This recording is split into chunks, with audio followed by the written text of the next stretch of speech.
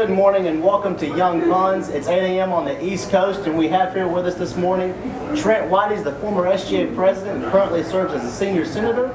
We also have with us Matt Hickman. He is a two-time SGA senator and the former chief justice on the Judicial Council. I'm your host, Gene Mitchell, and alongside me is the editor-in-chief of the cluster, Liz Bibb. Liz, here we are again at Jittery Joe's, one of our favorite coffee shops, and boy, we have much to discuss this morning, do we not? Yes, Gene, there's a lot going on nationwide this morning. Why don't we go ahead and take a look at some of the headlines. Obama visits Milwaukee to boost jobs agenda in key swing state, Washington Post reports today. President Obama used a stop at a manufacturing factory in Milwaukee on Wednesday to highlight his plan to boost manufacturing jobs in the United States, a priority for his administration in an election year when the economy has been the most pressing issue. The New York Times is reporting today that the World Bank president is set to step down. Robert B. Zoellick will step down as head of the World Bank when his 5-year term expires on June 30th. Historically, an American has headed the World Bank, but in recent years, countries like Brazil, India, and China have pushed for a more open selection process, so his stepping down is expected to trigger some tension in the process. Iran issues threats to its largest European buyers that it will immediately cut them off from Iranian oil if talks of embargoes continue. It appears, Trent, as though the wins Santorum has gained with Colorado and Missouri have propelled potentially Gingrich to lose out on this presidential race and now to become a two-man race. As we look at what is happening in Iran right now, as tensions overseas have increased, we look at Santorum now becoming a contrast with Mitt Romney.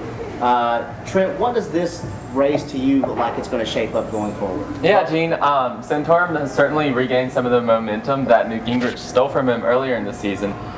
He won in Colorado, Missouri, and Minnesota. These polls, of course, are non-binding, and they don't represent the entire Republican Party because in these cases, it's been small-scale events where it's been passionate voters that come out to vote, and we've seen that Santorum's voters tend to be more passionate recently. Right.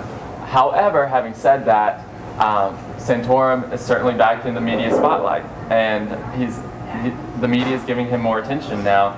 So we're likely to see him propel. He's got that momentum going forward into Super Tuesday. So we'll see how that plays out between him and Newt Gingrich on Super Tuesday. Liz, looking at however, and that's a really good point, Santorum has now been propelled. I haven't heard anything about Newt Gingrich since South Carolina, and then when he did terrible in Florida. But for Mitt Romney, things got really bad there after he won Nevada. It just seemed that one bad thing after another happened. Looking at how the CPAC polls have come out, though, does it appear as if that's going to help him in Michigan, or how does this play out going forward? Well, Gene, as far as Romney's strategy goes in Michigan, he's definitely shying away from the negative advertising campaign that he used against Newt, and here is why. First, we have to consider that Newt is not a nice man. Attacking Newt is like attacking the Kraken. No one's going to have a problem with that. With the evidence that we have that Newt's soul, much like Lord Voldemort's, has been split into several pieces. Did you just give a Harry Potter reference to Newt Gingrich? I'm always about Harry Potter references. So. He's got a nose. He has a nose, but his soul, Can he speak to snakes? His divorces were so bad that my theory is that it has literally split his soul into pieces like Lord Voldemort's. But however, Rick Santorum never misses an opportunity to remind us of the completely pure and whole state of his soul. Let's take a look at this picture right here of him where Texas senators are praying over him at an event. So Rick Santorum doesn't waste any time letting us know about his religion and about his family life. So he's also never come at Romney with negative ads. That just hasn't been his strategy. At this point, it's almost impossible to tell who started the mudslinging between Newt and Romney, but the fact is that it's happening. They're deep into it. When Romney comes at Newt, it looks like he's defending himself. It looks like he's trying to keep up. If he comes at Santorum like that, it's going to look preemptive, it's going to look nasty, it's going to look ugly. So he absolutely cannot do it in Michigan. And so if I were Romney, I'd be wondering what I was going to do at this point. So far, he's been going negative, and I don't think that's going to work. I was looking at polls that came out earlier today, and we don't have clips of those polls right now. But if you look at just the negativity rating of how people are scaling who has an unfavorable rating, Newt Gingrich has the highest overwhelmingly. Over 60% view him unfavorably. Mitt Romney, though, is over the halfway mark. It's at 54%. Meanwhile, Rick Santorum, 38%, which I think a lot of voters will say is a person who has a lot of radical views in comparison to Mitt Romney and Newt Gingrich, which seems to say to me that people prefer positive ads over somewhat difficult ideology to digest. Matt, however, Mitt Romney, saying all this, said after he won Nevada that primaries do not divide us, they make us stronger. Right. Do you think this morning today, after he's looking at polls, seeing himself behind Rick Santorum in Michigan, do you think he still agrees with that statement? I actually don't think he agrees with that statement, Gene. I think he said that statement because he won Nevada with 51% of the vote.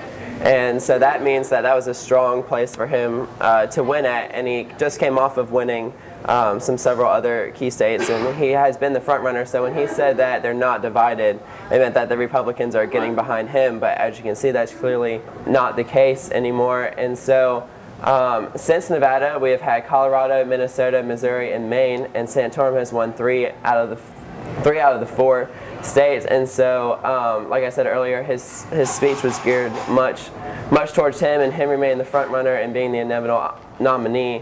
But as we can see now, that's clearly not the case, as Santorum is rising in the polls. The Republican Party is divided, and I think that as we go down this process, we're going to see that come into fruition, and I think it's going to be divided by region and on issues that divide Republicans. Right, Trent, there's been a lot of talk about Obama lately, however, and I think Liz had a question. Hold on one second, Matt, we'll go back to it.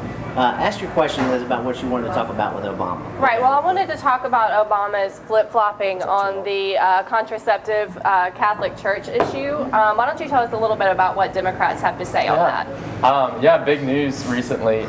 The biggest thing that this means for Democrats is that Obama's able to say to his base, you know, I tried, guys, and they want to hear that because they haven't had much media time lately. Everything's been geared towards the Republicans and towards conservatives, and so Obama's able to get back in the media spotlight with them and say, you know, I tried to do something to reduce significant health problems for women, and then he can going into the general election, he can say to the moderates, I'm a compromiser. You know, this is what I wanted, but I saw that the conservatives and the Catholic Church did not want this, so we came up with a compromise.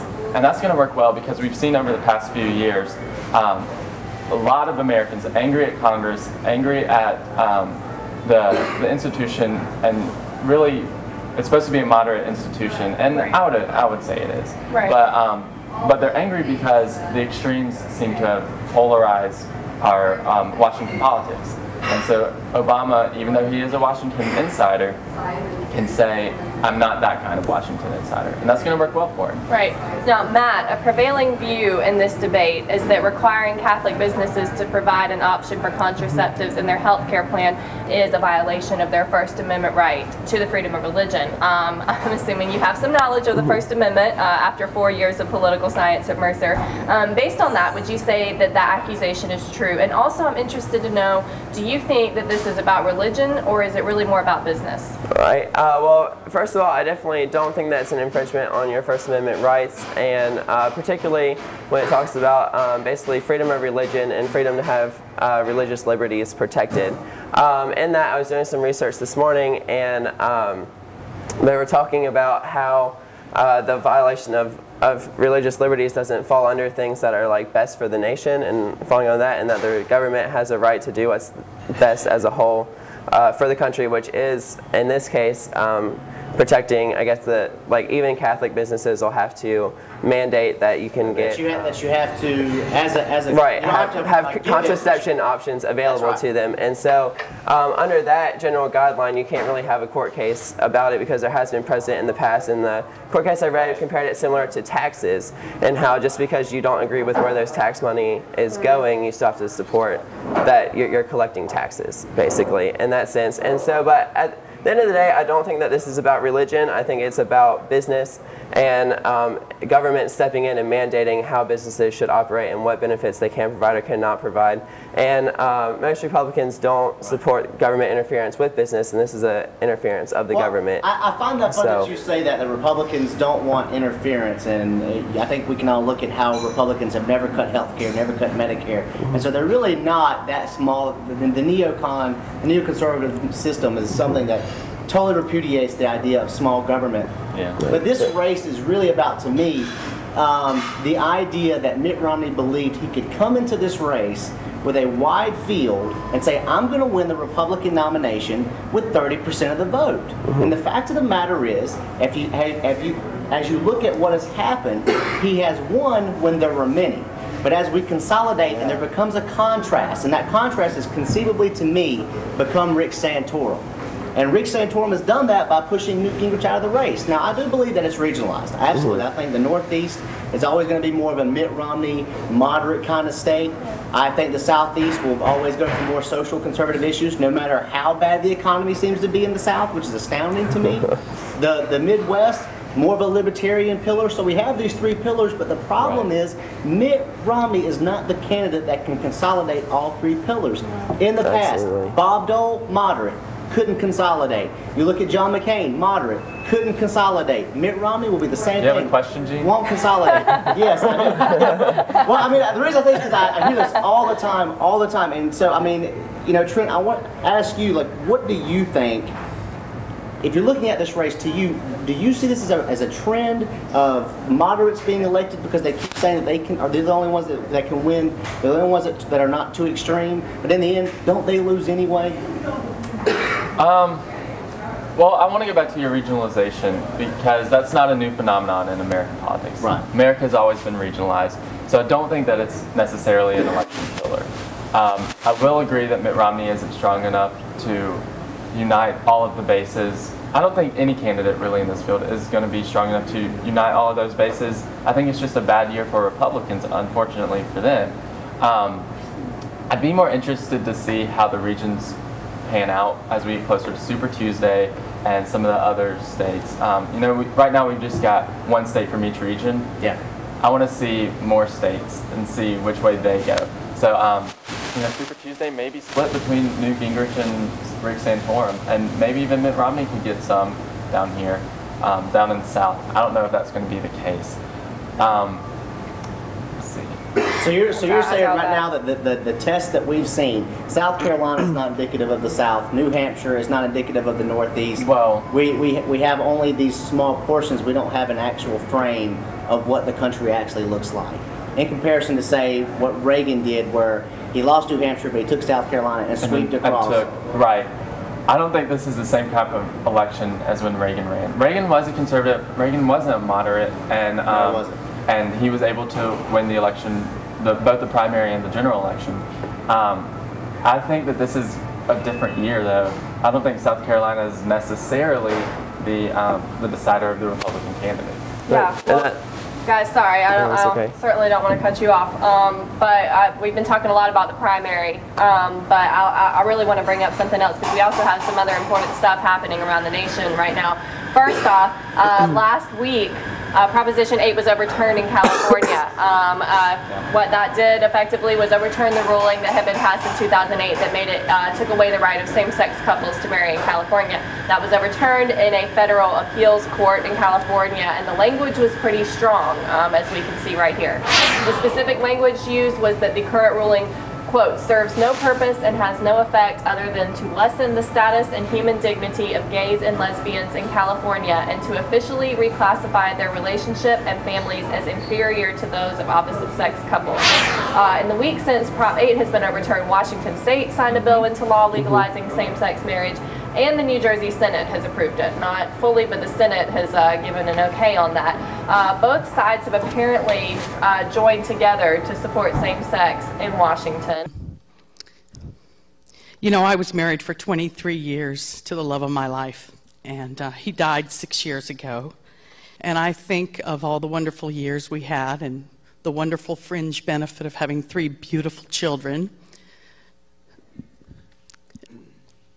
I don't miss the sex, you know?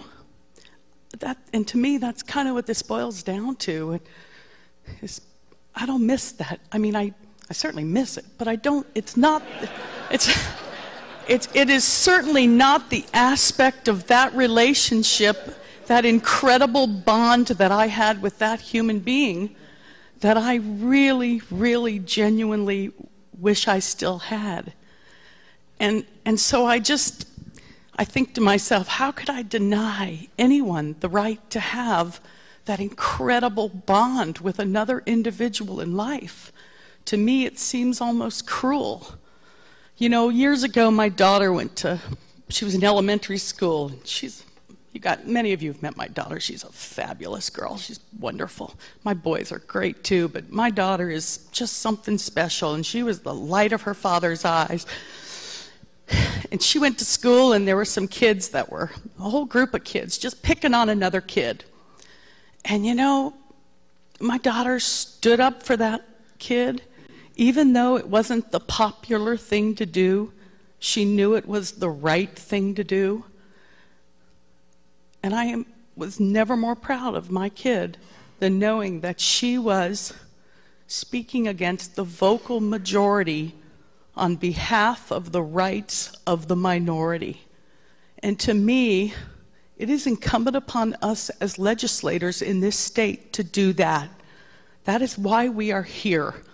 And I shudder to think that if folks who have preceded us in history did not do that, frankly, I'm not sure I would be here as a woman. I'm not sure other people would be here due to their race or their creed. And to me, that is what's disconcerting. And someone made the comment that this is not about equality. Well, yes, it is about equality. And why in the world would we not allow those equal rights for individuals who truly were committed to one another in life to be able to show that by way of a marriage?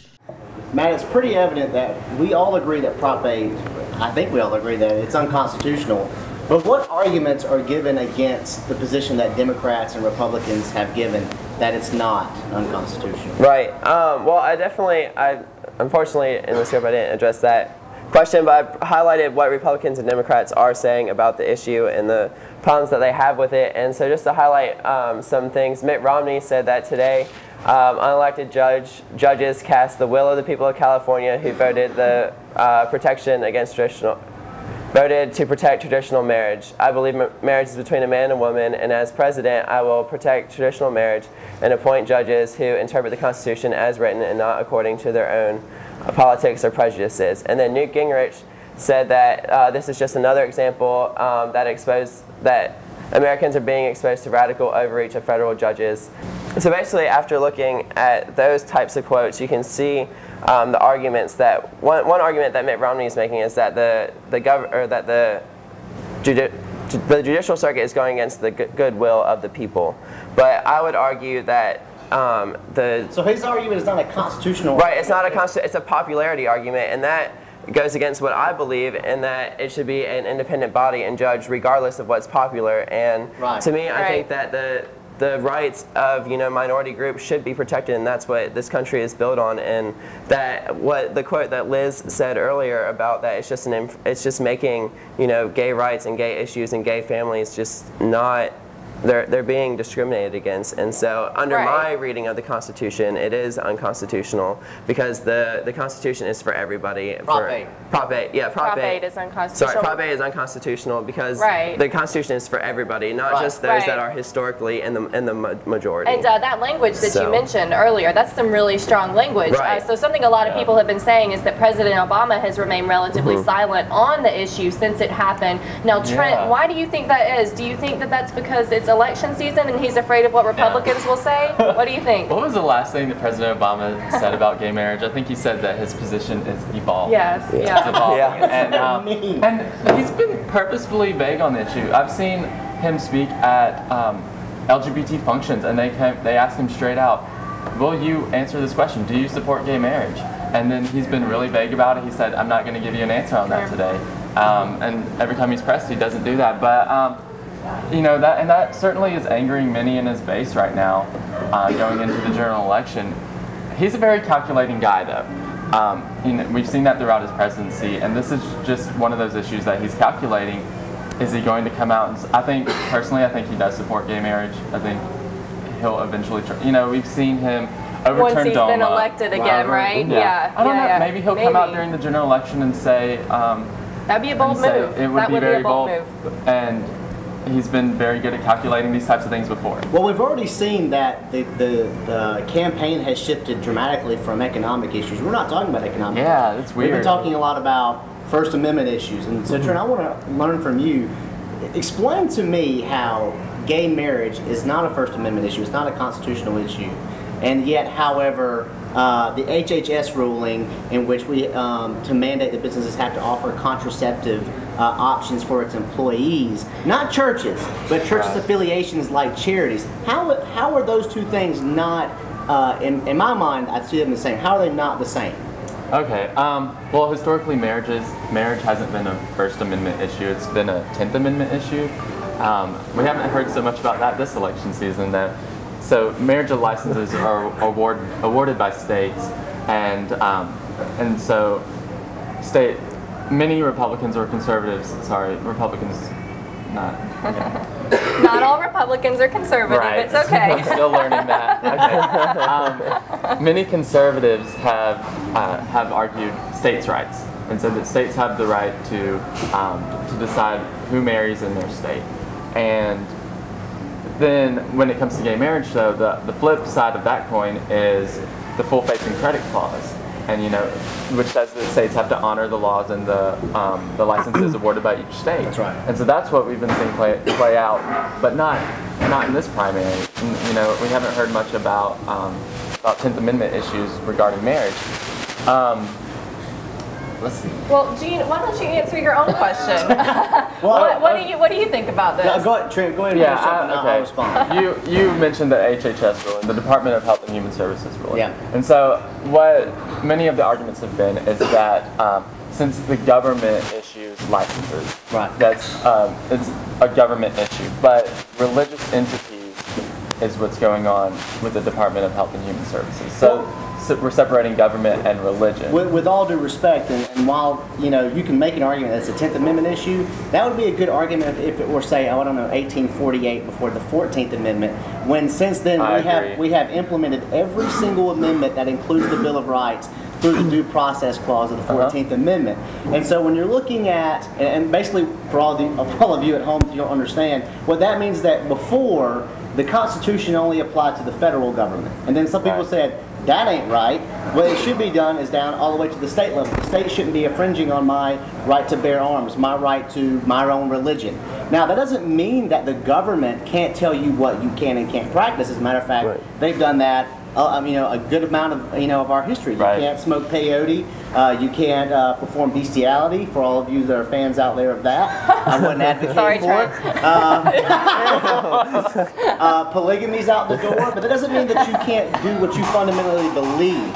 And so what that means to me is that yes, that you can tell charities, for example, if you're going to use roads, if you're going to fall under habeas corpus, that you also then can be mandated to fund or give options for contraceptive medical health care. Simultaneously, it's also a religious issue because if you happen to be a homosexual, but if you also want to get married and that's your religious belief, the government can't tell you not to do that, especially just because heterosexual people don't think you should. That's not their right. That's enforcing your own religion. Government cannot be in favor. That's where everybody forgets. It's not. It's not that one over the other, or the government shouldn't be a part of it. It's the government shouldn't be in favor of one or the other. Right, and this has obviously become a hot button issue in the primary. Mitt Romney has come out strong earlier this week criticizing Obama over this mandate. Let's take a look at the clip. I'm just distressed as I watch our president try and infringe upon those rights. The First Amendment of the Constitution provides the right to worship in the way of our own choice. Did you understand that this administration argued before the Supreme Court that a church should not be able to determine who their ministers are, but that government should decide who qualifies as a minister and who should not? And And by the way, you know that some of the members of the court are pretty liberal. Do you know what they decided? They decided 9-0 President Obama was wrong.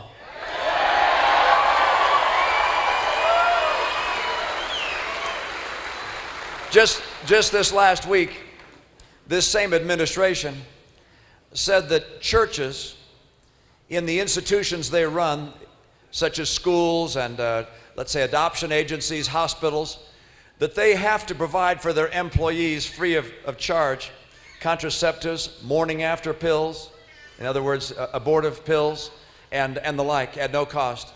Think what that does to people in faiths that do not share those views. This is a violation of conscience. We must have a president who is willing to protect America's first right, our right to worship God according to the dictates of our own conscience. Matt, after looking at that clip, what impressions do you have about what we've been talking about? I think that the shift between the 10th Amendment to the First Amendment is that the First Amendment has always been a talking point, especially with people in the Republican Party who are extremely patriotic and believe firmly in their Constitution. So when you hear that President Obama is going against your First Amendment rights, then that, I mean, they're directly attacking the president through that, and it's painting him as unpatriotic and not protecting people's rights and all of that stuff that people generally don't like about Obama, that they say that he does. And so this is just another opportunity for Republicans to attack him on not protecting people's rights. Because I don't think this issue is going away anywhere. So, well, it's not. We could talk about this all day, but unfortunately we don't have that. So when we come back, Trent will tell us again why he's a Democrat, and we'll talk about some very intriguing results from a recent SGA presidential potential poll conducted by our very own Gene Mitchell. See you after the break.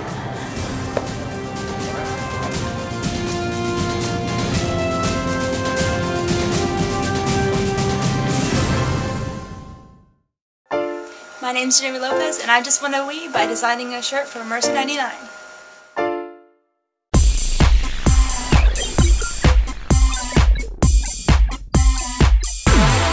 The Cluster is Mercer's student newspaper. It is staffed and produced entirely by Mercer students. The paper is named after Jesse Mercer's Book of Hymns and has been published since 1920. The Cluster has won various awards from the Georgia College Press Association, including several first-place awards for layout and design and sports. The Cluster launched its first website in February of 2011 and can now be viewed online at www.mercercluster.com. To get involved with the Cluster, you can attend a story meeting held every other Wednesday at 10 a.m. in the Cluster office on the 3rd floor of Connell Student Center. You can also email Editor-in-Chief Liz Bibb at editor@mercercluster.com for more information. Hello, my name is Matt. I'm Sean, we're 303. And right now you're watching Mercer 99.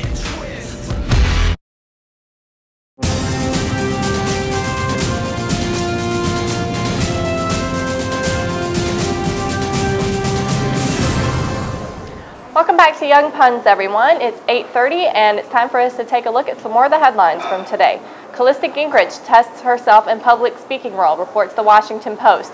Callista has stepped out of Newt's shadow, making a public appearance and speaking to a small group of Republican women at a fast food joint in San Diego. In one of her first public appearances, she actually did allude to how she met the speaker, the former speaker, but she conveniently left out that he was married at the time.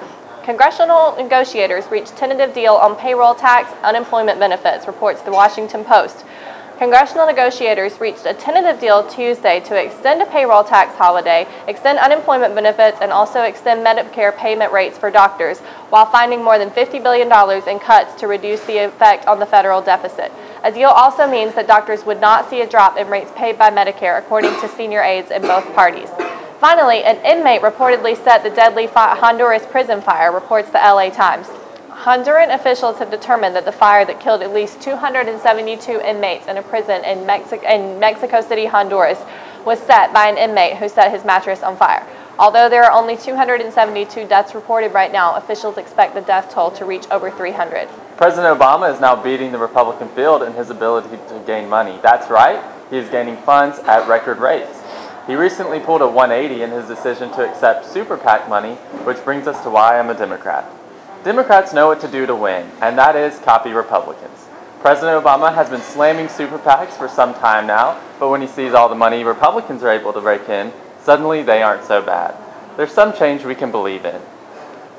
Doesn't President Obama know that they're just rich white guys with rich white guy friends? He'll never get, Alex, we're in the middle of. Oh, wait, President Obama has raised more money than any other president in U.S. history? Okay, so apparently President Obama has raised more money than any other president in U.S. history, so he has rich white guy friends too. Let's go to the field to see what students think about this. Over to you, Trent.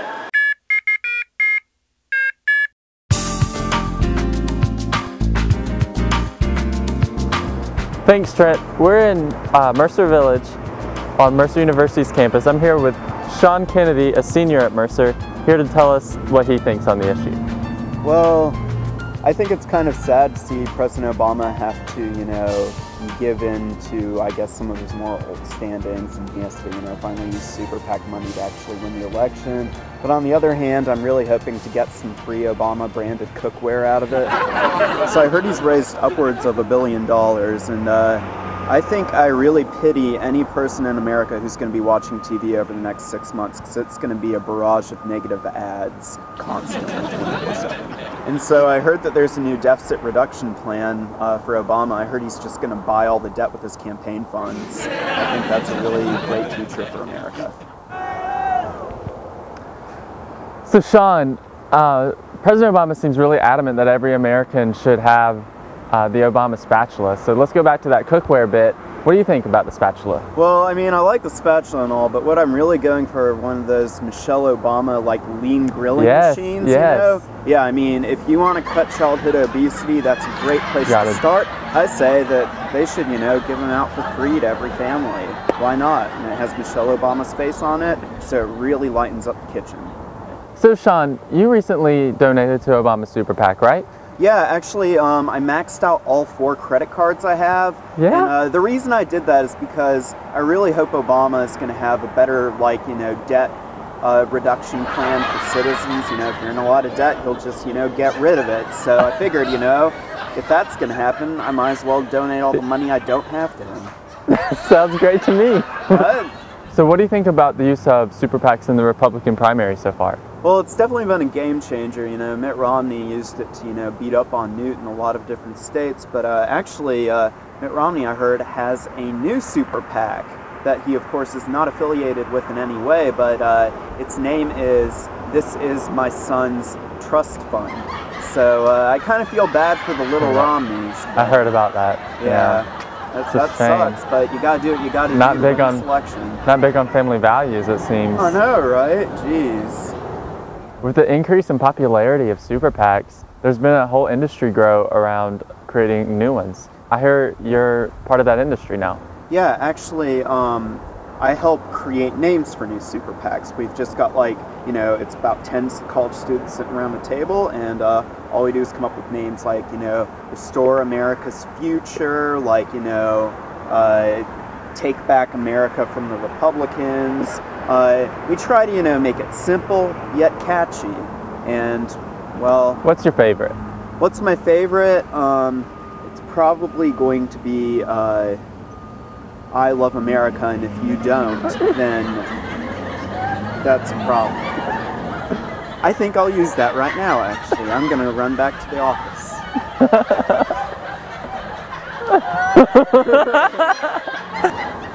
Do you know, where would you cut funds if you were running a campaign? Where would I cut funds? Yeah, where is too much money being spent? I think too much money is being spent in 2 places. First, on the haircuts of the candidates. Right. I mean, Mitt Romney's hair is so great. I look at it. Marcus Bachmann's hair. Marcus Bachmann's hair is the most fabulous thing I've ever seen. Well, Michelle's campaign was spending money on his haircuts. I mean, that's... I'm sure they were spending ridiculous money on, like, haircuts for his little puppies, too. I mean, like... They had to go with the new sunglasses. They did, yeah, and the little jacket, you know? I mean, that thing's a fashion accessory. Marcus Bachmann himself is a fashion accessory. Yeah, he is. Where else is money being spent on the campaign trail that it doesn't belong? Well, it's being spent in Newt Gingrich's stomach. I don't know if you've seen that thing, but my golden retrievers could fit in there. I mean, and how many golden retrievers? How many do you have? About 3. Sometimes the 4th comes home for dinner. 3 to 4 golden retrievers. You heard it from Sean Kennedy, folks. This is the question we've all been waiting for. What is the craziest Super PAC ad you've seen? Well, Rick Santorum put out an ad with Mitt Romney with a paintball gun, basically like, you know, shooting mud at Rick Santorum's face, you know, like mudslinging. Right. I hate to say it, but I'm not so sure that stuff was mud, knowing Rick Santorum. I don't think it was. And you heard it from Sean Kennedy, folks. There's a lot of Santorum floating around on the Republican side, and that's why I'm a Democrat. Back to you, Gene. That concludes our time travel segment, and now we have to move into a slightly more serious note, guys. Whether we like it or not, the SGA presidential election is coming up, and we have a lot to talk about that because we sent out a recent poll to all the Mercer University students, and they responded in great form what they thought the current race would look like. And the poll, as you guys know, we all hear of who's going to run, who's not going to run. And so I put on the poll, we put on the poll, the 5 candidates that we thought were most likely to run. And we've got, I believe, all sophomores in Molly Davis, Dalton Turner, and Austin Thompson. Then we've got 1 junior, Coy Lay, and then freshman Senator Hickman. The numbers have come back, and as we look at the polls, it's pretty evident to see that Dalton Turner is the one leading. Dalton, as you see the poll coming up on your screen right now, Dalton Turner has got 34%, with Molly in second place with, I believe, 28%. And then you have Coy Lay coming in with 15%, and then it's Hickman, and then Austin from there. There's several key components that we'll bring up in just a second here from the breakdown of the voters, but I want to go ahead and start with Trent. As you look at the male and female votes, you see where Dalton's doing well. He leads in both female and male voters. And then if you look at the upperclassmen vote and the lowerclassmen vote, he does extraordinarily well. Talking about over 12 points he leads in the lowerclassmen vote. That means freshmen and sophomores overwhelmingly vote for him in comparison to, I believe, and I think Molly comes in a distant second with 12 points behind. So Trent, I want to get your first reaction to the numbers. What do these numbers tell you? And in the long run, will they have an effect on the race? Yeah, these numbers really are key, Gene, because what we've seen in the past for SGA presidential races is that mostly underclassmen vote. It's rare to see the upperclassmen, especially seniors, to outnumber sophomores and freshmen, especially in the polling. So for Dalton, that bodes really well. But I want to remind the viewers that these numbers it's an initial poll. I'm assuming the candidates will probably be watching this to see how they're polling. They better. Yeah. So it'd be in Molly's interest to start campaigning to freshman and sophomore classes, and well, really all of the candidates, it'd be in their interest to do that. What's interesting is that Hickman, who is a freshman, isn't winning the freshman vote, and so I'd like to see how that plays out as well. Definitely. And now, Matt, why do you believe that Dalton and Molly are polling better than the other potential candidates right now? I definitely think that they're more well known, and I'm not talking like a popularity thing, but their faces are very recognizable with SGA. Molly is the Heritage Life co-chair, and so she speaks at events, so people know who she is. And Dalton, Founders Day, Day, Pilgrimage to Penfield, and Christmas tree lighting, and so she has speaking roles in all of those, and so people recognize her face.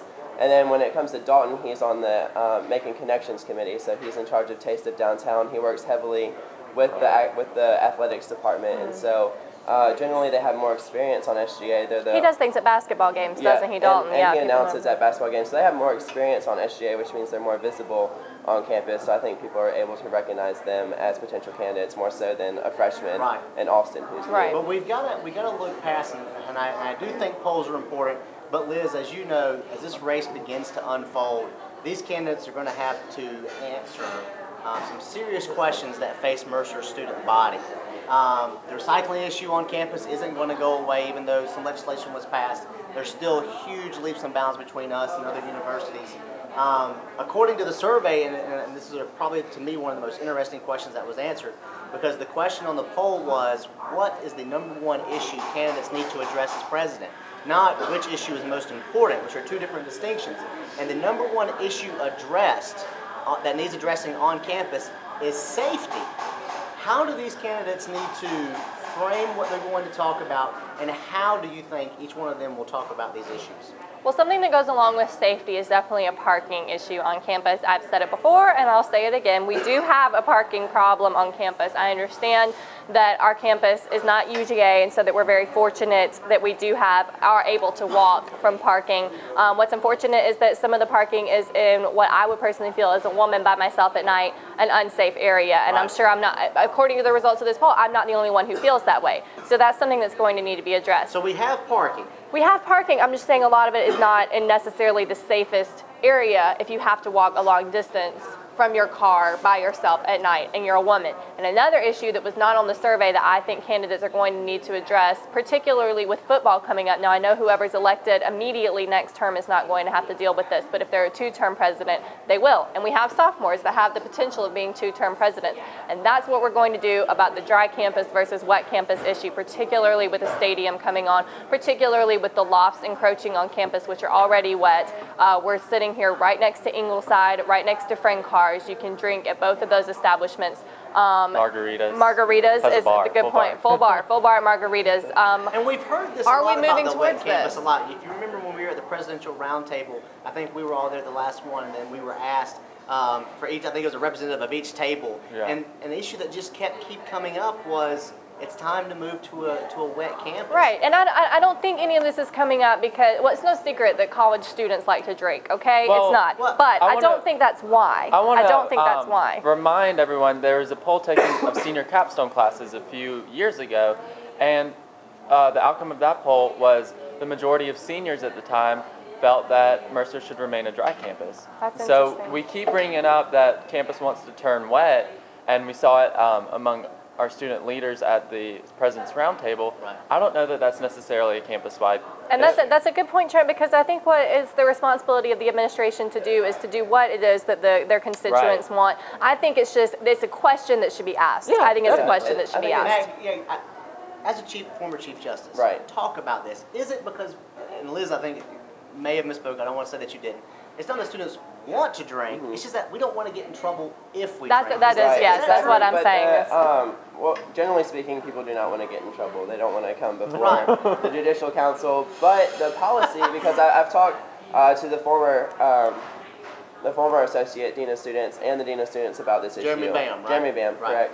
And Doug Pearson. And basically our policies wouldn't change that much if it became a wet campus.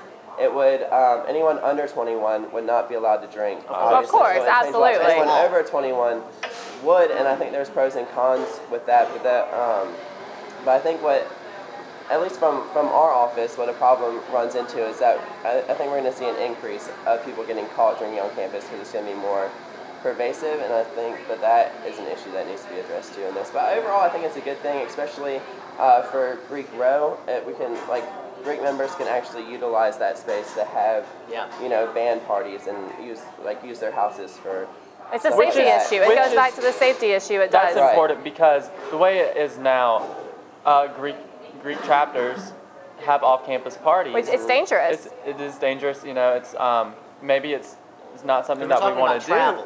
We're talking about people driving, and people are going to more likely, I feel like, to make poor decisions if they have to travel somewhere in a car as opposed to being able to walk somewhere. I'd rather have people drink on campus and be safe. If they're going to, right? If they're going to drink, they would travel somewhere else. Exactly. That's why we have MRPO, because they can monitor things that are going on and help students if they're in need, as opposed to being an off-campus function and being sick or having to be taken exactly, to the that's a good hospital. point, taking to the hospital. If I'm a student and I'm afraid that even if I'm 21 years old, I'm a student, I'm legal to drink, if I'm on campus and I'm drinking and I'm sick or my friend is sick and I literally need to go to the hospital, I'm going to be far more hesitant to do that if I feel like I'm going to get in trouble with judicial than I would be if I, as a legal adult, am in trouble like that. In a situation like that on campus. Can't we actually address this more than like caps can officially come in? Because we already see that students are coming out of college more times than ever with alcoholic problems, and that's what we're talking about here. We don't, on one hand, we don't want to say we want to endorse drinking, and I'm not suggesting that that's what the policy should be. But at the same time, if we allow at campus to happen, it then becomes visible. The administration can say, now we can take a step. We can do something to make sure that this doesn't hurt our students because it is important. And I don't want to shift too far because I think this issue is an important issue. But the fact is, Matt, and I want you to talk about this, these are probably most likely the 5 people that will most likely run for president. Right. But you got someone like Brandon Ryan, who has been a good senator. You know, whether or not you agree with his policy, has been, you know, he's worked tirelessly on dedicated senator. Absolutely. It's good wording. Kelsey Fowler, former corresponding secretary, I believe. And former fiscal affairs chair. And former fiscal affairs chair. They're both not going to be able to run because they're overseas. Brandon is watching this from Hong Kong. I don't know where Kelsey is, but I think she's in Ireland. She's in Scotland. In Scotland. With these 2 people gone, and I want you to kind of tie it together. Are you satisfied with who is in this? And I know we're running over, but we're just going to have to run over. With these 2 candidates, potential candidates gone, and with the candidates that we have, are you satisfied with the field? And who else, if we don't have just these 5, who else would you like to see come into the race? I'm not dissatisfied with the field, but I would like to have more of a pool, especially when it comes to vice presidential candidates. And so I wouldn't completely disqualify these 2 as vice presidential candidates because you're referring to Brandon and Kelsey. Brandon and Kelsey. Coming into this race, it is hard for them to run as president because they're not here, so they can't participate in the debates and be the front runner and be the face that everyone sees. However, they can act. But they can't be in the debate. Well, but Carl Lewis did that, didn't he? Carl did that. He was in Oxford. He was in Oxford, and so did. He was a vice presidential candidate. Botswer. Right.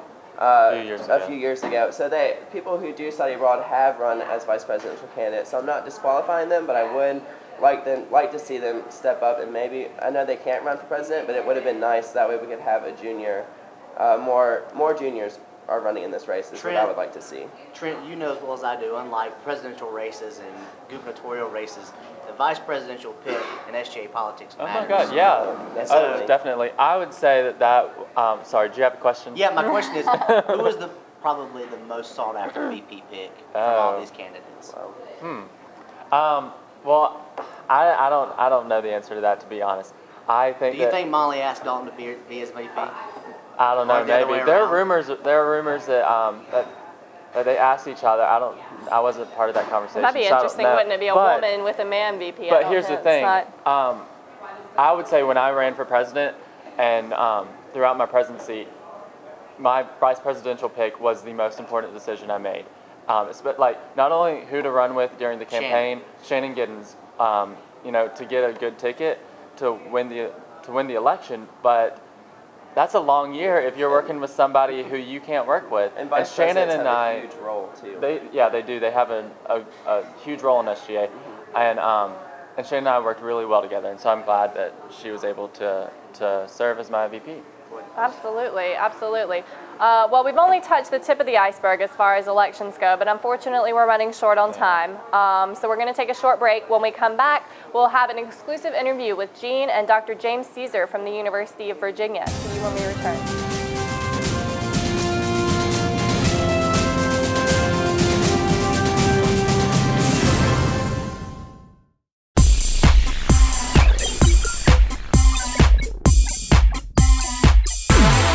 The Cluster is Mercer's student newspaper. It is staffed and produced entirely by Mercer students. The paper is named after Jesse Mercer's Book of Hymns and has been published since 1920. The Cluster has won various awards from the Georgia College Press Association, including several first-place awards for layout and design and sports.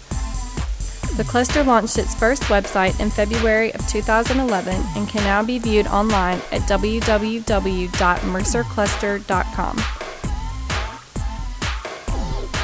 To get involved with the cluster, you can attend a story meeting held every other Wednesday at 10 a.m. in the cluster office on the 3rd floor of Connell Student Center. You can also email Editor-in-Chief Liz Bibb at editor@mercercluster.com for more information. Hey! John Reeve here. You're watching Mercer 99. Get you some.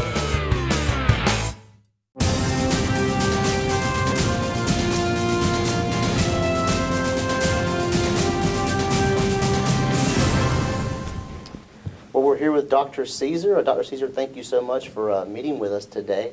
Why don't you go ahead and start with telling us a little bit about yourself, your professional career, and why you're here today at Mercer University. Well, I'm here at Mercer University to give a speech this evening on American exceptionalism, and I'm the invitee of Professor Jordan, so I'm looking forward to that. As for my life, I've been at the University of Virginia ever since I left graduate school, so back to 1976. And I've done a lot of teaching stints overseas, but I'm a true cavalier from head to toe. You're giving a lecture today on American exceptionalism, which is, to me, interesting because in your book, Epic Journey, 2008 Elections in American Politics, you somewhat go against the grain when everyone else seemed to say that President Obama's election was extraordinary. You said it actually quite isn't. And can you kind of explain to me why you didn't think it was quite as exceptional as the FDR election, let's just say, that you metaphorically use? Well, we looked at his performance relative to others who had come in and saw the size of the victory. And while it was impressive, it wasn't monumental. And I think there was a strong tendency in the media after the election had taken place to regard the Obama election as something truly extraordinary. I think it was partly his own personal appeal, partly the uniqueness of the election, but they went far overboard in overinterpreting the election and proclaiming at that moment that this was the beginning of a grand democratic realignment that would last for 40 years, rivaling or exceeding Roosevelt. So we took a more modest view, and as it turned out, by 2010, the view in the book was corroborated by events. In fact, we haven't seen anything like a democratic realignment. Could happen, but certainly 2010 showed that there's good prospects for Republicans, and the notion that conservatism was dead, which was widely held after the 2008 election, was also false. After the 2010 elections, did you think Barack Obama set himself up to potentially contrast himself with the current candidates, or have the current candidates of the Republican Party not been up to snuff to comparing themselves to Barack Obama? Well, we haven't yet seen a candidate nominated, and while they're going after the nomination, they don't look as good as the moment that they nominate. When the party nominates you, it confers something on you, and you look almost like a different person the moment you give your acceptance speech. So I wouldn't be too quick to say that the candidates now that are running will not be able to stand up to Obama. We'll only see that in August after the convention takes place. How has the I would say, drastic change in the presidential primary of the Republican Party altered the selection process for a Republican candidate? Well, it depends when you start with the point at which everything was altered. That goes all the way back to the 1970s, right. When before that time it was still possible to win inside of a convention. Yes, selected by party leaders, and since then we've had one variant after another of popular contests, combinations of open caucuses and primaries. So we've been into this system now for a very long time. What's unique about this year, I think, has been the role of the debates. We've had debates before, but they came earlier, and there's no doubt that they've had a far more influential role than ever before. Every time in this system, it seems like something new occurs. Every 4 years, some new trick appears, some difficulty in the selection process, some scheduling problems. It's not an institutionalized process. It changes, as we saw this year when everyone thought it would begin in February, and then suddenly Florida said, we've got to go early. everyone moved their dates up, and the whole process took on another color. But the debates have been the most significant alteration in the character of the selection process this year. The presumptive primary, or excuse me, the presumptive front runner for the Republican primary throughout the year has been Mitt Romney. It's always Mitt Romney and someone else. In your book in 2008, if I can just read a quote, said that Romney's weakness was a, quote, cool, methodical style which induced confidence but not inspiration. It's 2012. Has he addressed that weakness? Okay. Well, first of all, Romney is the front runner. It's true in one sense that he's been in front more than any other candidate. But if you actually take the literal definition of a front runner, most of the time since August, he's trailed someone else. It's been different people, but most of the time he's trailed, and it's been rare that he's actually been on top. Count the number of days of the combined others, and again, this is the case now. He's actually trailing in the national polls behind Santorum, as he trailed behind Gingrich, as he trailed behind Herman Cain, as he trailed behind Rick Perry in many of those times. So he's a strange front runner, to be sure. But as to that quotation, which I hadn't seen in a while, it was exactly the case. I went to see Romney give a town hall meeting in New Hampshire in December. He's very articulate, very smooth, I think a very intelligent person, answers the questions well, but he has difficulty reaching the hearts of the people in the audience, of that direct connection which really moves people. So I think the audiences can respect him, but they're not moved by him. And this was in New Hampshire, where he's kind of closer to the average guy. Move Romney to western Tennessee or Georgia, and I think you'll see that this is a difficulty for him. Why is that? Is it because he's a CEO and so he has to be able to see a tangible reason for doing something? Is it got something to do with his past? You know, his father was seeing somewhat of an outfit once he made his brainwashing comments. What has made Mitt Romney act this way in the primary? You know, the elements of personality are unique and hard to explain. And you ask for an explanation. It's what he is. He's a cool and calm person. He doesn't like to show strong emotion. His language is, if you actually parse his language, it's clear sentences. It doesn't have an informal character to it. So there's a certain distance between him. Now, to his credit, he doesn't try and play the common man. That was the mistake of John Kerry, who wasn't the common man and tried to play the common man. And in 2004, that was ridiculous. People see through that. Romney is best not to try and be an average guy. He's dressing down a little bit. You see him in Levi's, but boy, those Levi's are perfectly pressed, and you know that they just fit absolutely perfectly. Plus his looks. You know, he's looks the part. If you were to draw up in Hollywood what a presidential candidate would look like, it would be Mitt Romney. So there's a certain formality to him. And I suspect, even though he's 64 years old, I suspect he may be tinting his hair gray just to show you his gravitas. He's that, you could say, in that good condition even today. Some people in the media, and there's a big difference between how scientists, political scientists like yourself, view races such as this than how the media, you know, they've always got the horse race of mind where we try to track variables that make things happen. If you were to give a comparison of what kind of candidate Mitt Romney is he more of a John McCain, Bob Dole kind of candidate, or is he a Reaganite type candidate? And if he's one or the other, does that help or hurt him? Well, he's not a John McCain or Bob Dole candidate for one reason. Both of those persons were remarkably inarticulate as communicators in question and answer kinds of settings.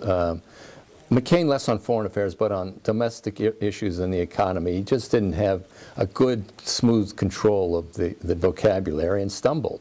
And of course, Bob Dole was legion for that. He was had a good sense of humor, but as to being able to answer a question in any way that sounded rational, not him. But when you look at Romney, his answers to the questions are, they could almost be published and straight from the question and answer onto a newspaper and still look very articulate. He's a very articulate man. So he's not like either of those, but he's not like Reagan, surely. He lacks that common touch, that sense of that he's somehow speaking from the heart. And of course, he hasn't been a conservative his whole life. That shows. I mean, he even admitted that. He came to politics late. He's not a politician of conviction, and that shows too. But is the race, as it's narrowing, as you talked about Herman Cain earlier, you look at Michelle Bachmann, Romney had a distinct advantage when the conservative base was splintered, and then he can consolidate what most would say the moderate base of the Republican Party. The field's narrowed. If you look at Michigan, his own hometown, he's losing to Rick Santorum, who has basically no infrastructure, no money. The South's coming up with Super Tuesday.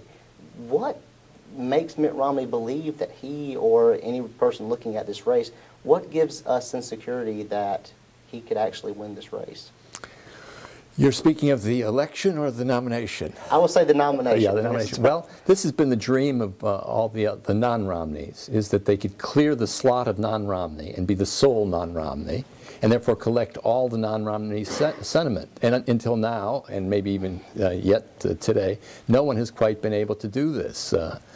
Some have surged and almost done it, but the minute they've surged, they've fallen down, because the first thing you have to do in a nomination race is clear your slot, get control of your slot. So all the non-Romneys have been fighting each other before they've been fighting Romney. And this will continue. Rick Santorum, it's a two-person race, it seems, in Michigan, but in the South, we have Gingrich could still be alive. So we could continue to see a split of the non-Romney vote, and we may never get to a point where it's one non-Romney versus Romney. And in that sense, he might, even though he could lose a lot of these races, still come out as the top vote getter. All that said, though, there's a chance, and I think a very good chance, that the winner of the nomination is now someone who's not actively a candidate. Let's look a little bit about and talk a little bit about money. Super PACs, since Citizens United, the decision from the Supreme Court has come up many times already just in the primary process. You were quite critical of President Obama in his 2008 race when you suggested that he could have undone most of what has been done to try to limit campaign finance. Tell us a little bit about why the danger of having too much money in a presidential race is harmful to the democratic process, and what do you think is going to happen after this election when we see $1 billion potentially come in on one side of one candidate? Well, first on the money, I'm perhaps not quite as critical of money as you suggest, but what I think would be best is if there's a lot of money, and there's going to be a lot of money, that it should come under the control of the candidates rather than these super PACs, which in law cannot coordinate or speak with the candidates, but boy, you know that there's finger waving and do this, do that, and it's not hard to figure out what the campaign wants you to do. Stephen Colbert showed that very well. Yeah, I mean, it's a ridiculous thing. So it would probably be best, in a way, to eliminate all these elaborate Rube Goldberg mechanisms, and if we're going to have a lot of money, have it controlled by the candidates and have them responsible for it. And as we see, as important as money is, it's by no means determinative. I mean, here you have Rick Santorum with no money, who now is the main rival to Mitt Romney, who's had a lot of money. So money counts, but it's not nearly the asset that some make out. I'd rather have money than not, but I'd rather have a number of other things than money. As for Obama, yeah, I mean, he presented himself as the great reformer in the name of reform. Campaign finance was one element of his reform. And of course he did as much as anyone to undermine the whole system by not taking, the first candidate not to take public funding after he said he was going to. And I think that has utterly destroyed the campaign finance regime. It's, no one's going to take the public money this time. It's finished unless there's some whole new piece of legislation, and we have Barack Obama to thank for that. So when he comes and he cries about the super PACs and whatnot, from which he's now, by the way, also accepting money, he's not credible, really, in my view, as a campaign reformer. He's credible in many other respects, but on that issue, he's not credible.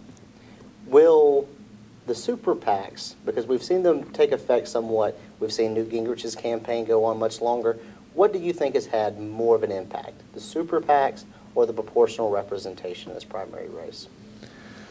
Well, in different ways. The effect of proportional representation will only be known if it turns out that this becomes a contest for delegates. And if one of the candidates manages really to knock the other out by the sheer fact of winning an impressive string, whether it's in proportional or non-proportional, the first thing people look at, who won the race. If that's what determines it, then the proportional representation won't make any difference. But if it turns out that it actually becomes a delegate race, that a number of candidates stay in, and that we're still counting delegates and not just victories at the end, then proportional representation will be crucial. It will determine how these delegates were actually allocated along the way. And you could run the system under a non-proportional race and see how it would have turned out. It would have been much different. Last but not least, sort of our final question. You said you were going to give a lecture today about American exceptionalism. As brief as you can, what makes America exceptional? Well, I would say three things. America is still a country where many people believe that the nation has a mission or destiny in the role of history. It's a nation where still, though many have been wondering, it's a nation still where there's a strong belief in property and capitalism and limited government. And finally, it's still among the democracies the most religious nation. Dr. Caesar, thank you so much for interviewing with us today. When we come back, we will be wrapping up our show. And for all of you that are looking forward to seeing what Ron Paul's been up to, we'll let you know.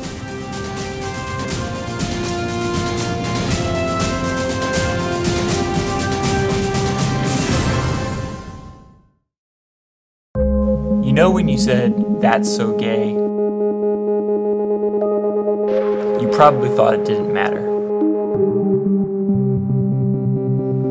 Well, it mattered to me.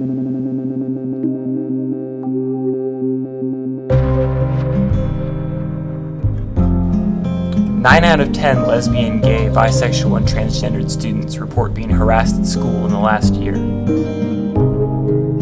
You don't mock race or religion. Why mock sexuality?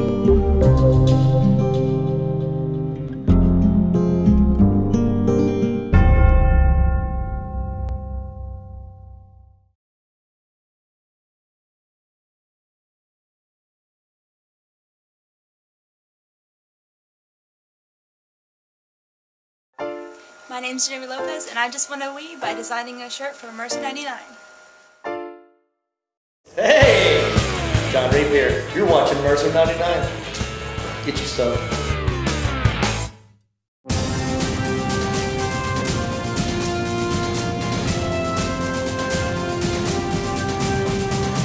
All right, guys, that's our show. Liz, go ahead and tell us what Ron Paul's been up to. Well, I know we've all been wondering and asking ourselves, what the f is Ron Paul up to? We haven't heard a lot from him since his second place finish in Maine, so we caught up with him to see his reaction.